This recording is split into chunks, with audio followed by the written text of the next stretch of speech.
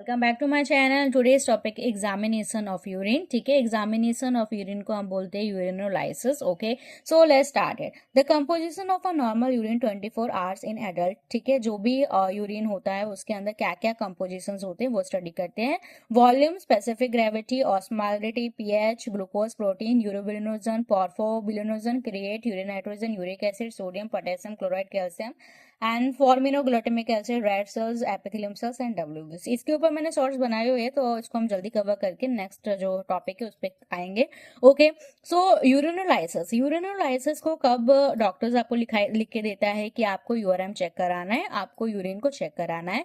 जब भी किसी पेशेंट को किडनी की डिजीज होती है, ग्लोमेरुलोनेफ्राइटिस होता है, कोई भी नेफ्रोटिक सिंड्रोम होता है, पाइलोनेफ्राइटिस होता है, या फिर आपका किडनी से रिलेटेड कोई भी डिजीज अगर होती है, कोई भी फेलियर होता है, कोई भी प्रॉब्लम होता है, तो डॉक्टर आपको रिकमेंड करता है कि आपको यूरिन को डिटेक्ट कराना है। ओके, या फिर किसी भी पेशेंट को यूरिनरी ट्रैक इन्फेक्शन होता है, यूटीआई होता है, तो भी डॉक्टर रिकमेंड करते हैं। कोई भी मेटाबॉलिक डिसऑर्डर्स होता है, ग्लूकोज का, आपको डायबिटीज चेक करनी होती है, प्रोटीनूरिया चेक करना होता है, प्रोटीन्स को चेक करना होता है, तो भी डॉक्टर आपको रिकमेंड करते हैं कि आप यूरिन का एनालिसिस कराइए। ओके, एंड डिफरेंशियल डायग्नोस करने के लिए जॉन्डिस हो गया है तो उसको डायग्नोस करने के लिए प्लाज्मा सेल डायस्क्यूरिसिस और प्रेगनेंसी को टेस्ट करने के लिए भी आपको यूरिन को एनालिसिस कराना पड़ता है। Okay, and the collection of urine, there is a various method for the collection of urine. Urine को कलेक्ट करने के लिए बहुत सारे मेथड है, but it depend upon the nature of investigation. आप कौन सा इन्वेस्टिगेशन कर रहे हो, आपको क्या चेक करना है, उसके बेसिस पे इसका कलेक्शन होता है। ठीक है, सबसे पहले होता है आपका first morning collection. First morning collection होता है कि आपको मॉर्निंग में इनर्सली आपको सैंपल लेना है, तो उसको फर्स्ट मॉर्निंग कलेक्शन बोलते हैं।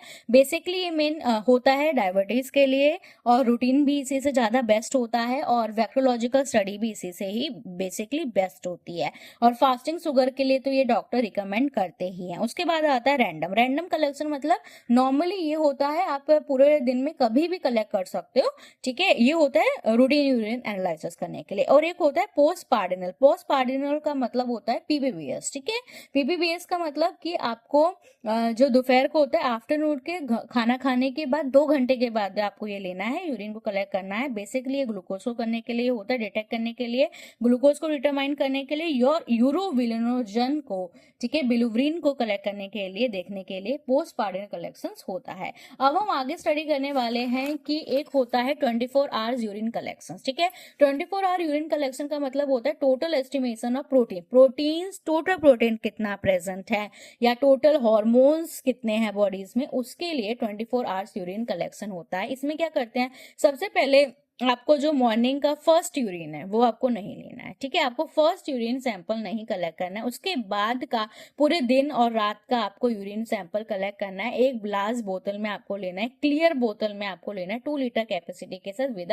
कैप के साथ। ठीक है, मतलब आपको एक बड़ी बोतल लेना है, उसमें 24 आवर का यूरिन को कलेक्ट करना है, लेकिन जो फर्स्ट मॉर्निंग का सैंपल है आप उसको नहीं लोगे। ठीक है, first urine after getting up in the morning, आपको फर्स्ट यूरिन नहीं लेना है। उसके बाद का सारा आपको पूरे दिन का यूरिन को कलेक्ट करना है। ठीक है, ये आपको इसमें लिखा हुआ है। और फिर आप यूरिन को कलेक्ट कर रहे हो तो आपको उसको 4 to 6 डिग्री सेल्सियस पे प्रिजर्व्ड भी करके रखना पड़ेगा, और आप उसको ट्रांसपोर्ट करोगे, लैब में आप दे दोगे। उसके बाद कलेक्शन का मेथड क्या होता है, कलेक्शन का मेथड में सबसे बेसिकली और जर्नल है mid stream specimen. Mid stream specimen का मतलब होता है कि सबसे पहले आप सैंपल को कलेक्ट कर रहे हो तो जो फर्स्ट इनर सेल हाफ है यूरिन का, ठीक है, फर्स्ट यूरिन का जो फ्लो है उसको आपको डिस्कार्ड करना है टॉयलेट के अंदर। उसके बाद का जो यूरिन है, ठीक है, लास्ट का जो यूरिन होता है या जो बीच का पार्ट होता है, आपको वो कलेक्ट करना है। ठीक है, आपने यूरिन करना स्टार्ट किया, उसके बाद जो फर्स्ट इनर्शियल यूरिन है उसको आपको फ्लश आउट करना है, उसको आपको डिस्कार्ड करना है। उसके बाद का आपको यूरिन कलेक्ट करना है। ऐसा हम इसलिए करते हैं क्योंकि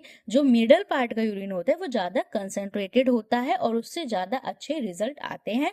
first half of the stream, जो आपको फर्स्ट हाफ है स्ट्रीम का, उसको फ्लैश आउट करना है, क्योंकि उसमें जो माइक्रोब जो सेल्स प्रेजेंट होंगे वो आपके यूरेथ्रा की वजह से आए होंगे। उसके बाद का जो स्ट्रीम कलेक्ट किया जाएगा वो आपका यूरिनी ट्रैक से आएगा, तो उसमें आपके एक्चुअली रिजल्ट का पता चलता है।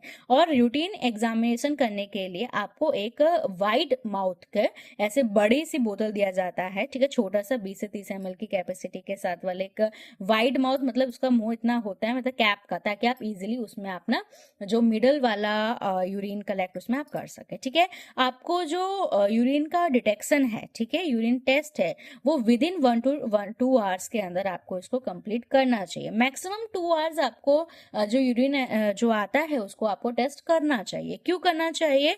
क्योंकि उसके बाद बहुत सारे चेंजेस हो जाते हैं। अगर आप यूरिन को बहुत लंबे टाइम आपने यूरिन कलेक्ट कर लिया लेकिन आपने उसको लैब पे नहीं पहुंचाया, ठीक है, और आपने उसको फ्रिज में प्रिजर्व भी नहीं किया, या फिर लैब वालों ने यूरिन को कलेक्ट करा हुआ है लेकिन उसका टेस्ट उन्होंने जो विद इन 1 to 2 आवर्स नहीं किया, तो उसमें क्या क्या चेंजेस आ जाते हैं अगर आपने कोई प्रिजर्वेशन उसमें ऐड नहीं किया है।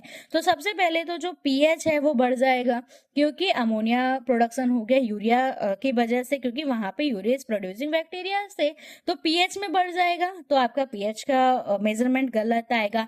क्रिस्टल्स बन जाएंगे। क्यों बन जाएंगे? पेशेंट को क्रिस्टल्स नहीं थे, पेशेंट को ऐसी प्रॉब्लम नहीं थी, लेकिन आपने यूरिन को एनालाइज नहीं किया टाइम से, इसलिए जो फॉस्फेट प्रेजेंट था उसके अंदर, जो भी कैल्शियम प्रेजेंट था वो प्रेसिपिटेट हो गए, ठीक है, और उसने वहां पे क्रिस्टल्स फॉर्मेशन कर दी और आपको यूरिन टर्बिड दिखने लगा। ठीक है, उसके बाद आता है loss of ketones body. Ketone bodies ही खो गए, आपको डिटेक्ट ही नहीं हुए कीटोन बॉडीज, ठीक है, यूरिन में। क्यों? क्योंकि वो वोलेटाइल्स थे, वो उड़ गए हवा में।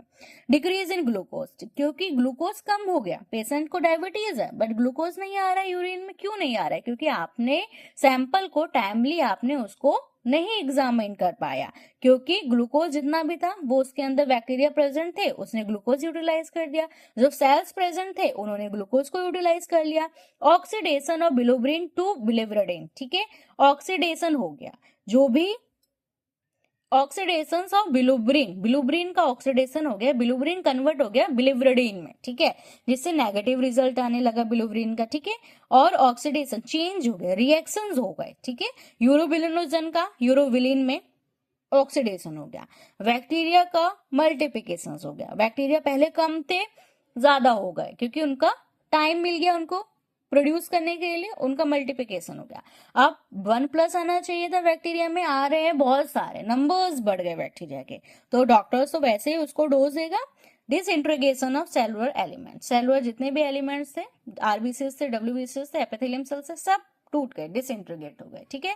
तो इसलिए आइडियली आपको 1 to 2 आवर्स में यूरिन को एग्जामिन करना ही चाहिए, और उसको स्लो डाउन करने के लिए अगर आपके पास, आपको लगता है कि मैं इसको 2 आवर्स के अंदर नहीं कर सकता हूँ टेस्ट, तो आपको उसको प्रोसेस को स्लो डाउन करने के लिए उसमें केमिकल चेंजेस ना हो, उसमें माइक्रोबायोलॉजिकल चेंजेस ना हो, उसमें फिजिकल चेंजेस ना हो, तो आपको उसको प्रिजर्व करना है रेफ्रिजरेटर में 4 to 6 डिग्री सेल्सियस पे। आप मैक्सिमम 8 आवर्स तक आप उसको प्रिजर्व कर सकते हैं, ऐसा भी नहीं 24 आवर प्रिजर्व करना है, मैक्सिमम 8 आवर्स तक आप प्रिजर्व कर सकते हो, आइडियली है ये।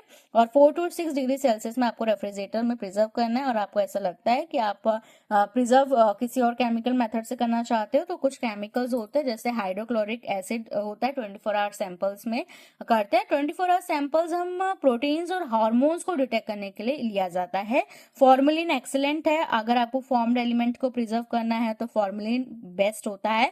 टोलिन क्या होता है? एक ऐसा केमिकल है जो थिन लेयर बना देता है सरफेस के ऊपर, जो एज अ बैरियर की तरह एक्ट करता है, और अगर ये बैरियर की तरह एक्ट करेगा तो नीचे बैक्टीरिया मतलब एयर नहीं जा पाते हैं यूरिन के अंदर, और बैक्टीरिया भी नहीं जा पाएंगे।